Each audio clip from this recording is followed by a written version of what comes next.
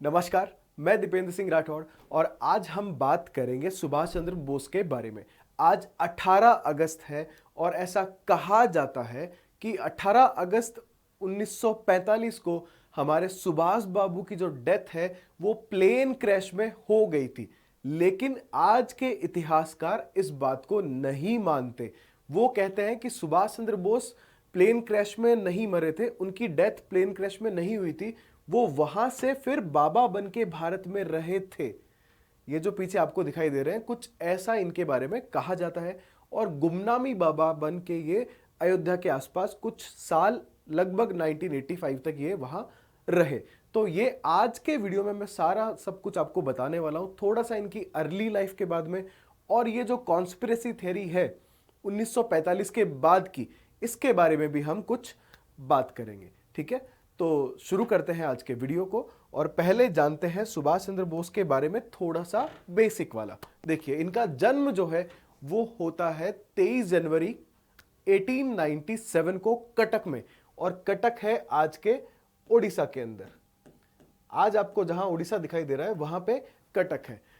1920 में ये आईसीएस के टॉपर रहते हैं। आईसीएस यानी इंडियन सिविल सर्विसेज, जिसे जनरली लोग आईएएस कह देते हैं कि आईएएस की तैयारी कर रहा है भाई। तो वो सिविल सर्विसेज जो है, इन्होंने 1920 में सिविल सर्विसेज का एग्जाम दिया था और उस एग्जाम में ये 4th रैंक कर रहे थे।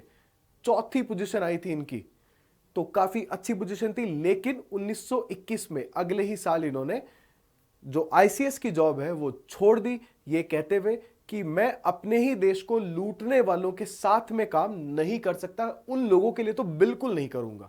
ठीक है, यहां से इनकी एंट्री होती है पॉलिटिक्स में। कॉलेज के बाद से ये थोड़ा पॉलिटिक्स में एक्टिव हो गए थे और जॉब छोड़ने के बाद पूरी तरीके से पॉलिटिक्स के अंदर आ गए, राजनीति में आ गए और आगे चल के कांग्रेस को इन्होंने ज्वाइन किया। कुछ टाइम इन्होंने बंगाल में काम किया। इसके बाद ज्यादा बड़ा रोल जो है इनका वो 1938 में दिखाई देता है।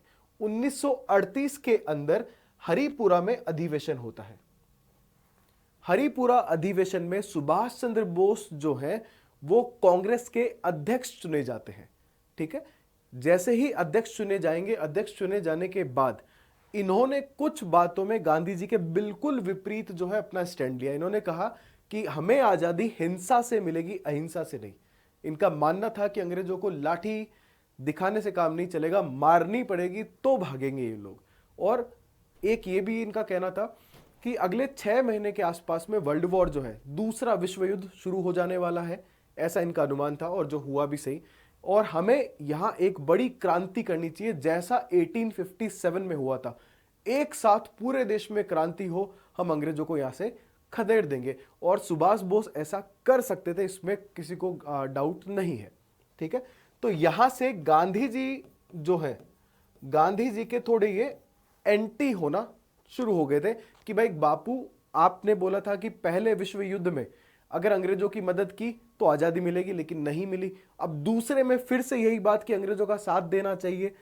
ये इस बात के अगेंस्ट में थे कि हम इस गांधी जी वाली बात पे अग्री नहीं करते। ठीक है, फिर उसके बाद में 1938 में सुभाष बोस जो है अपना 1 साल का टेन्योर खत्म हो गया है, 1 साल अध्यक्ष पूरा हो चुका है। उसके बाद 1939 त्रिपुरी अधिवेशन होगा और यहां ये बहुत इंपॉर्टेंट है, यहां गांधी जी कहेंगे कि अब नए अध्यक्ष जो है वो सुभाष चंद्र बोस नहीं होंगे।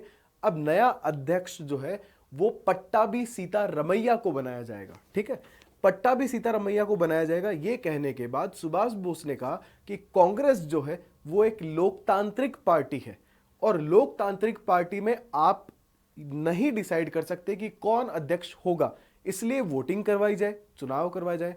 और चुनावों का नतीजा बड़ा चौंकाने वाला था, क्योंकि गांधी जी ने जिस कैंडिडेट को खड़ा किया था पट्टाभी सीतारमैया, वो चुनाव हार गए और सुभाष चंद्र बोस इसमें चुनाव में जीत गए। लेकिन बाद में प्रेस कॉन्फ्रेंस में गांधी जी ने थोड़ा कुछ बयान दिया, जिसमें उन्होंने कहा कि ये पट्टाभी सीतारमैया की हार नहीं, ये मेरी व्यक्तिगत हार है, ऐसा मैं मानता हूं। और यहां से गांधी जी और सुभाष चंद्र बोस जो है उनका रास्ता बिल्कुल ही अलग हो जाएगा। जो सुभाष बोस है उनको लगने लगा था कि गांधी जी जैसा बड़ा पब्लिक फिगर अगर उनके अगेंस्ट में रहेगा पार्टी में रहते हुए ही, तो वो प्रॉपर काम नहीं कर पाएंगे। और यहां से सुभाष बोस जो है वो कांग्रेस का अध्यक्ष पद जो है वहां से इस्तीफा दे देंगे और यहां से वो पलायन करेंगे। पहले अपने घर जाएंगे और वहां से पूरा घर वालों को कहेंगे कि भाई मैं बाबा बनूंगा, मैं संन्यास ले रहा हूं, और वहां से वो निकलेंगे अफगानिस्तान होते हुए रशिया के रास्ते जर्मनी पहुंचेंगे 1941 में।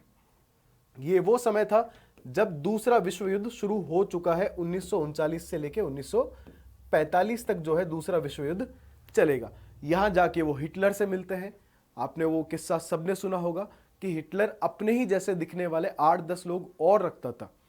वो बार बार मूवमेंट करते रहते थे ताकि बाहर से आने वाला कंफ्यूज हो जाए। तो ऐसे ही सुभाष बोस जब हिटलर से मिलने जाते हैं तो नकली हिटलर उनके पास से निकलता है। तो बाकी सब लोग सैल्यूट करते हैं, लेकिन सुभाष बोस जो है वो उसकी तरफ इतना ध्यान नहीं देते। फिर कोई और आता है, लेकिन वो भी नकली होता है, वो फिर से ध्यान नहीं देते हैं। और जब असली हिटलर आता है, सुभाष बोस खड़े होते हैं और अपना हाथ आगे बढ़ाते हैं, हाउ आर यू सर, बात करते हैं। और हिटलर बड़ा चौंक जाता है कि यार आपको कैसे पता चला कौन सा वाला असली है। और सुभाष बोस कहते हैं कि असली हिटलर को असली दिखने की चाहत नहीं है, उसको असली दिखने का ढोंग नहीं करना पड़ता। बाकी सब जो है आपके जैसा बनना चाह रहे हैं, नहीं तो वो बनावटीपन जो है ना वो दिख जाता है। और हिटलर को समझ में आ गया कि भाई ये वाला जो आदमी है ना ये बिल्कुल अलग है बाकी लोगों से। यहां से जर्मनी जो है, जर्मनी में कुछ पीओडब्ल्यूज थे, हमारे वॉर प्रिजनर्स थे, मतलब युद्ध बंदी थे, जो भारत की तरफ से सैनिक लड़ रहे थे ना ब्रिटेन के साथ, जर्मनी से नाजी पार्टी जो है, नाजी जो लोग थे उनसे। तो जर्मनी के लोगों ने भारत के कुछ सोल्जर्स को पकड़ के युद्ध में बंदी बना रखा था। उन युद्ध बंदियों की मांग करते हैं सुभाष चंद्र बोस कि आप मुझे ये युद्ध बंदी दे दो, मैं भारत में इनको ब्रिटेन के खिलाफ लड़ाऊंगा। हिटलर मानता नहीं है कि भाई हमने पहले भी बहुत कोशिश करी है, लेकिन ये लोग मानने को ही रेडी नहीं है। फाइनली सुभाष चंद्र बोस उनसे मिलते हैं और देखते हैं कि सारे पीओडब्ल्यूज जान से उनके साथ आने को रेडी है। और यहां से एक सबमरीन भी दी जाती है। ऐसा कहते हैं कि सबमरीन के थ्रू उन सारे पीओडब्ल्यूज को, पीओडब्ल्यूज मतलब है प्रिजनर ऑफ वॉर, युद्ध बंदी, उन सारे युद्ध बंदी सैनिकों को लेके पहुंचते हैं सिंगापुर आईएनए को ज्वाइन करने, यानी इंडियन नेशनल आर्मी को ज्वाइन करने। ये आर्मी जो है इंडियन नेशनल आर्मी, ये सिंगापुर में पहले से चल रही थी। कैप्टन मोहन सिंह और रास बिहारी बोस के प्रयास से इसको शुरुआत की गई थी कि आजाद हिंद फौज का गठन जो भारत के लड़ेगी, भारत के लिए लड़ेगी, लेकिन एक अच्छा लीडरशिप जो है उसकी थोड़ी कमी चल रही थी। तो सुभाष चंद्र बोस जाके इंडियन नेशनल आर्मी की लीडरशिप संभालेंगे और देखते ही देखते 50,000 से ज्यादा लोग जो है सोल्जर आईएनए में भर्ती हो जाएंगे। भर भर के पैसा आएगा, क्योंकि वो इंसान के बारे में सबको पता था कि जो सुभाष चंद्र बोस कर सकते हैं वो बाकी लोगों में तो बिल्कुल नहीं था। यहां से जापान की मदद मिलेगी उनको और तय करेंगे कि हम लोग सिंगापुर और उस बर्मा वाले रास्ते से, बर्मा यानी आज का म्यांमार, आज के म्यांमार वाले रास्ते से असम होते हुए हम दिल्ली तक जाएंगे। ठीक है, इस तरीके की बात चल रही होती है और ये लड़ाई शुरू करते हैं। अलग अलग ब्रिगेड भी बनाते हैं, जिसके अंदर एक झांसी ब्रिगेड थी जो रानी लक्ष्मीबाई के नाम पे बनाई थी और वो लेडीज की ब्रिगेड थी। इसमें लड़कियां जो है वो सेना में थी, सुभाष चंद्र बोस के साथ लड़ती थी। यहां से सब कुछ ठीक है, ये चल रहा था अभी तक। उसके बाद हम देखते हैं कि 1945 में जापान पे कुछ बॉम्ब गिराए अमेरिका ने, और बॉम्ब गिराने के बाद 15 अगस्त 1945 को जापान सरेंडर करता है। ठीक है, ये डेट देखिए, 15 अगस्त 1945 को जापान सरेंडर करेगा। और जापान के सरेंडर करने के साथ ही आईएनए जो है, आजाद हिंद फौज जो है, उनको जो सपोर्ट मिल रहा था वो सपोर्ट छिन जाएगा और आईएनए के बहुत सारे सोल्जर्स को सरेंडर करना पड़ेगा। और कहते हैं कि यहां से सुभाष चंद्र बोस जो है वो एक प्लेन क्रैश में, एक प्लेन में निकलते हैं और प्लेन क्रैश में उनकी डेथ हो जाती है 18 अगस्त 1945 को। तो यहां तक तो एक अलग बात थी। उसके बाद भारत में चीजें शुरू होती है। यहां कोई मानने को रेडी नहीं था कि नेताजी की डेथ जो है वो प्लेन क्रैश में हुई है, और ना ये बात अंग्रेजों ने मानी है। इवन गांधी जी ने तो लेटर लिख के भेजा सुभाष चंद्र बोस के घर पे कि आप सुभाष का पिंडदान मत करिए। तो लोगों ने कयास लगाया कि शायद बोस जो है वो जिंदा है। उसके बाद एक अमेरिकी जर्नलिस्ट था, एक अमेरिकी जर्नलिस्ट जिसका नाम था अल्फ्रेड वॉक, उसने एक प्रेस कॉन्फ्रेंस में कहा इंडिया में ही कि मैंने नेताजी को देखा है, चाहे रशिया के अंदर मैंने उनको देखा है। और जैसे ही ये बात हुई कि भाई नेताजी जिंदा है, यहां से चीजें थोड़ी बदल गई। अब अंग्रेजों ने भी काफी कोशिश करी, बहुत सारे उनके पीछे जासूसी करवाई, उनके परिवार की लगभग अगले 20 सालों तक, भारत के आजाद होने के बाद तक जासूसी होती रही है कि वो कुछ ऐसा बड़ा कदम ना उठाए। तो जैसे ही ये बात आई, तो आजादी के बाद में कुछ जांच के लिए आयोग बिठाए गए जो ये बताते कि सुभाष चंद्र बोस जो है उनकी डेथ साइगोन में प्लेन क्रैश में हुई या नहीं हुई। तो इसके लिए सबसे पहला एक आयोग बना 1956 में, ठीक है, और आयोग का नाम था शहनवाज, ये थोड़ा गलत लिख दिया, शहनवाज कमेटी का गठन हुआ 1956 में। और इस कमेटी ने कहा कि नहीं भाई, सुभाष चंद्र बोस जो है उनकी डेथ प्लेन क्रैश में ही हुई है। लेकिन जब इनसे सबूत मांगे गए, सबूत ये दे नहीं पाए, तो पहली थ्योरी हो तो गई लेकिन कोई मान नहीं रहा था। उसके बाद आप देखते हो कि 1966 ये वो टाइम था जब हम एक अपना देश का पीएम खोएंगे, लाल बहादुर शास्त्री जी। उनकी डेथ के बारे में आज तक नहीं पता चला है, इवन सरकार मना भी कर देती है। आज ही आई थिंक आज ही इनके लाल बहादुर शास्त्री जी के जो बेटे हैं उन्होंने कहा है कि गवर्नमेंट के पास कुछ फाइल्स है, वो फाइल्स ओपन करनी चाहिए गवर्नमेंट को, आर्काइव्स में जो पड़ा हुआ है डिटेल के अंदर वो ओपन करना चाहिए। हालांकि इसके लिए आरटीआई भी लगाई उनके बेटे ने, जिसमें सरकार की तरफ से यह कहा गया कि अगर इसको ओपन किया गया तो हमारा एक बहुत अच्छा देश, मित्र देश जो है वो नाराज हो जाएगा। तो ओपन नहीं किया जा रहा। हालांकि इसके अंदर ये कहा गया था कि शास्त्री जी की जो डेथ है उसमें सीआईए का हाथ था और नेताजी के साथ भी कुछ ऐसी चीजें हैं। तो इसके बाद में 1970 में फिर से एक कमिटी बनाई गई, खोसला आयोग। जब ये बातें होने लगी तो नेताजी की बात भी हुई कि नेताजी की बात का क्या, वो प्लेन क्रैश में बिल्कुल गलत है, वो तो हुए ही नहीं थे ऐसी बातें। तो खोसला आयोग ने भी पुरानी रिपोर्ट जो है वो दोहराई। बात एक बार की ठंडी पड़ गई, सारी किताबों में लिख दिया गया कि भाई नेताजी की मृत्यु जो है 18 अगस्त 1945 को प्लेन क्रैश में हुई। अभी तक चल रही थी ठीक ठीक, ओके। फिर 1998 अभी यहाँ गवर्नमेंट चेंज हो गई थी, नॉन कांग्रेस गवर्नमेंट है, और मुलायम सिंह यादव जो है उन्होंने कहा कि हम चाहते हैं कि हमारे प्यारे नेताजी सुभाष चंद्र बोस जो हैं उनकी अस्थियां भारत लाई जाए। अस्थियां आज भी भारत नहीं आई है उनकी। उनकी जो अस्थियां हैं, जापान में एक रंकोजी टेम्पल है, वहां रंकोजी टेम्पल के अंदर अस्थियां पड़ी हुई है। अब जैसे मुलायम सिंह ने यह बात कही कि जापान के रंकोजी टेम्पल से जो है अस्थियां लेके आइए आप, इस बात के ऊपर हंगामा हो गया। हंगामा यह हुआ कि लोगों ने कहा कि पहले प्रूफ करो, डीएनए टेस्ट कराओ आप पहले कि ये नेताजी की ही अस्थियां हैं, नेताजी की किसी फैमिली से आप उन अस्थियों का डीएनए टेस्ट करके मैच हो जाए तो बोलना कि नेताजी की अस्थियां हैं। हम नहीं मानते नेताजी की अस्थियां हैं।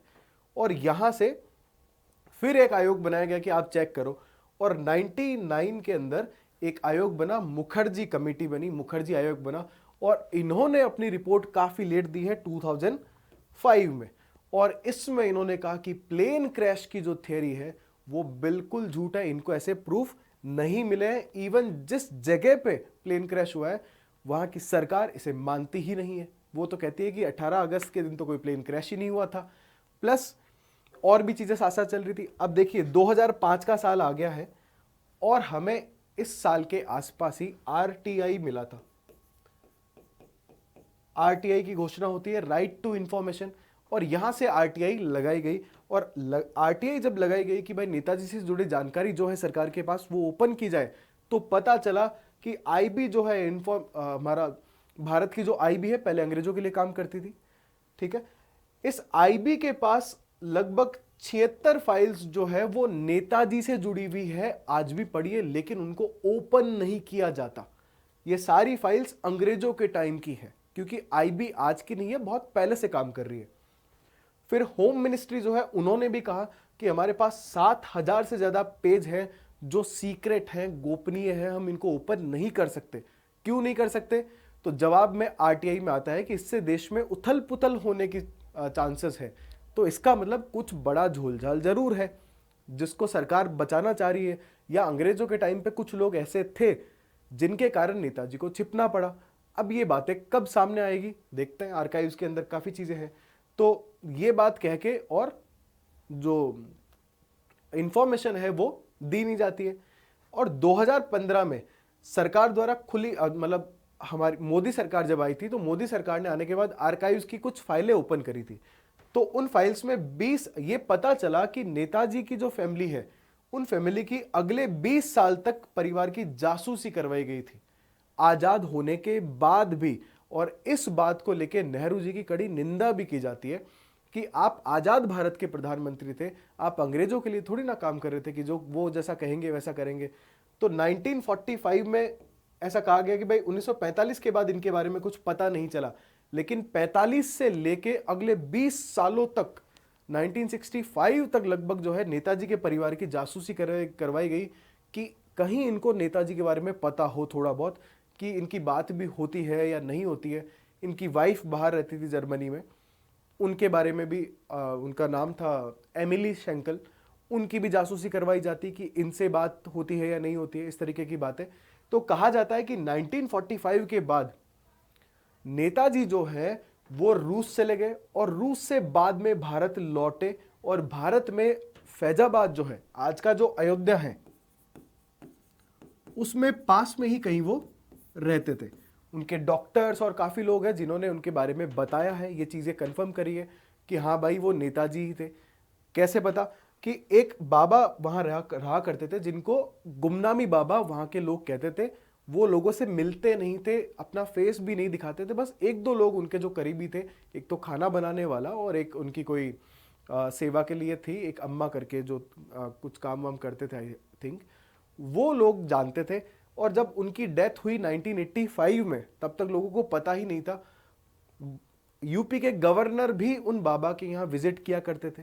तो प्लेन क्रैश के बाद नेताजी 1885 तक जो है भारत के फैजाबाद में रहे, अयोध्या के पास में रहे, ऐसा कहा गया। और मृत्यु के बाद जो है उनके सामान जो है उसके अंदर देखा तो पता चला कि एक फोटोग्राफ मिला जो नेताजी के ही माँ बाप का था और वो उन बाबा के पास पड़ा हुआ था। तो बहुत लोगों ने बोला कि ये नेताजी ही थे। तो कुछ लोग ये भी कहते थे कि भाई बाहर क्यों नहीं आए। तो इसके पीछे कहा गया कि यार कुछ उनको बीमारी हो गई थी लास्ट टाइम पे, जिसमें वो चीज़ें भूल जाते थे, ऐसा कुछ होता था, तो वो बाहर भी नहीं आए। प्लस एक ये भी था कि देश आज़ाद हो ही चुका था। एक मेन मोटिव जो था इनका वो वही था कि देश को आज़ादी दिलाई जाए। फिर अगर आते तो देश आज़ाद जस्ट हुआ ही था। हम इतने पावरफुल थे नहीं कि नेताजी यहाँ आके लड़ पाते, क्योंकि जो दूसरे देश हैं वो जरूर इंटरफियर करते ही करते, है ना। तो एक तो माता पिता की तस्वीर मिली, प्लस एक दूरबीन भी मिली जो जर्मनी मेड थी, जर्मनी की बनी हुई दूरबीन भी मिली। तो लोग ये कयास लगाते हैं कि यार नेताजी ही रहे होंगे। उसके अलावा एक बड़ा प्रूफ जो निकल के आता है कि उनके कुछ डॉक्यूमेंट्स मिले उनके सामान के अंदर, तो उनकी जो हैंडराइटिंग है, उनका जो सिग्नेचर है, उनको मैच करवाने के लिए अमेरिका भेजा गया। और जब चेक हुआ तो पता चला कि जो गुमनामी बाबा है उनकी हैंडराइटिंग जो है वो फुल्ली नेताजी से मिलती है। जो स्पेशलिस्ट होते हैं, जो पहचानने वाले, उन्होंने कंफर्म किया कि हाँ भाई ये मतलब नेताजी की राइटिंग भी भेजी गई, पुरानी कुछ उनकी बुक्स की, और इन बाबा की हैंडराइटिंग भी भेजी गई, और दोनों ने, स्पेशलिस्ट ने बोला है कि हाँ भाई ये 100% एक ही इंसान की है। तो एक ये प्रूफ भी दिया जाता है। प्लस एक ये भी कहा जाता है कि जब नेताजी प्लेन में थे क्रैश में, तो उनके साथ में एक बंदा और था, हबीबुर रहमान। हबीबुर रहमान जो है वो प्लेन क्रैश से बच गए थे, ऐसा कहा गया, और नेताजी की प्लेन क्रैश के अंदर डेथ हो गई थी, ऐसा बताते हैं सब लोग। तो आईबी जो है अंग्रेजों के जमाने में हबीबुर रहमान के कई बयान लिए थे, अलग अलग ग्रुप थे, उन्होंने हबीबुर रहमान से ये सारा घटनाक्रम पूछा था, और हर घटना में हबीबुर रहमान जो है उन्होंने बयान को सेम नहीं बताया, कुछ ना कुछ आगे पीछे उन्होंने जरूर किया। और अंग्रेजों ने बिल्कुल नहीं माना कि हबीबुर रहमान जो है वो सच बोल रहे हैं, उनके सारे बयानों को झूठ माना गया था। अंग्रेजों ने कभी हबीबुर रहमान के जो बयान थे उनको सच नहीं माना था।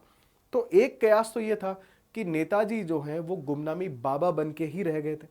दूसरा एक है कि हमारे कुछ गवर्नर, जैसे सरोजनी नायडू के बारे में कहा जाता है कि वो रूस गए थे और उन्होंने कहा कि मैं नेताजी से जेल में मिल के आई हूं। तो बहुत सारी बातें हैं, कुछ चीजें सच है, कुछ झूठ भी हो सकती है, लेकिन इतनी सारी बातें हैं उस महानायक के बारे में जिसके जैसा मॉडर्न हिस्ट्री में कोई नहीं हुआ है। आप पूरी मॉडर्न हिस्ट्री, आधुनिक इतिहास उठाएंगे, आपको नेताजी जैसा दूरदर्शी उनके जैसा व्यक्तित्व वाला आदमी बिल्कुल नहीं दिखाई देगा, कोई भी नहीं। तो एक ऐसे आदमी जो हमारे देश की धरोहर है और उससे रिलेटेड इतनी सारी फाइल्स आज भी दबा के रखी जाती है कि देश के लिए अच्छा नहीं है। अरे कैसे अच्छा नहीं है? हम चाहते हैं नेताजी की फाइल्स बाहर आए ताकि हमें पता लगे कि कौन लोग थे असल में जो ये चीज़ों, मतलब नेताजी जैसे लोगों को जिन्होंने बाहर नहीं आने दिया, तो उन लोगों की सच्चाई तो बाहर आए। तो सरकार के लिए इस पे दबाव भी बनाया जा रहा है। हालांकि अभी इस 15 अगस्त को इनकी जो बेटी है अनीता बोस, एमिली शेंकल से नेताजी के साथ, नेताजी की एक बेटी हुई थी जिसका नाम था अनीता बोस। अनीता बोस ने भारत सरकार को यह कहा है कि मैं डीएनए टेस्ट के लिए रेडी हूं, रेंकोजी टेम्पल की जो अस्थियां हैं उनको भारत लाया जाए। अगर वो नेताजी की है तो बिल्कुल लाया जाना चाहिए, डीएनए टेस्ट कीजिए। एक इतने बड़े हीरो की अस्थियां इस देश में नहीं, इससे बड़ा दुर्भाग्य क्या होगा? किसी और देश में पड़ी है, हम वो भी नहीं कर पाए 75 सालों में, और आज़ादी का अमृत महोत्सव मना रहे हैं। हमारे हीरोज जो हैं वो अकेले पड़े हैं, उनके बारे में किसी को कुछ पता नहीं है। तो इनकी जो फाइल्स है वो अभी बाहर आना बाकी है। सरकार पे प्रेशर है, अब देखते हैं सरकार कब करती है। तो ये बातें 15 अगस्त पे उनकी बेटी द्वारा भी कही गई, और आज उनकी पुण्यतिथि थी जैसा कहा जाता है।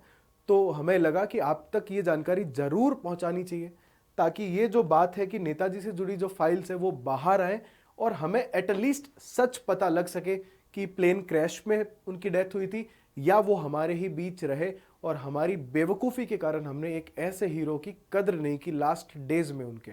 तो जो कुछ भी है बाहर तो आना ही चाहिए। आज के वीडियो में इतना ही, जल्दी ही मिलेंगे अगले वीडियो के साथ। तब तक के लिए अपना ध्यान रखिए। धन्यवाद। जय हिंद, जय भारत।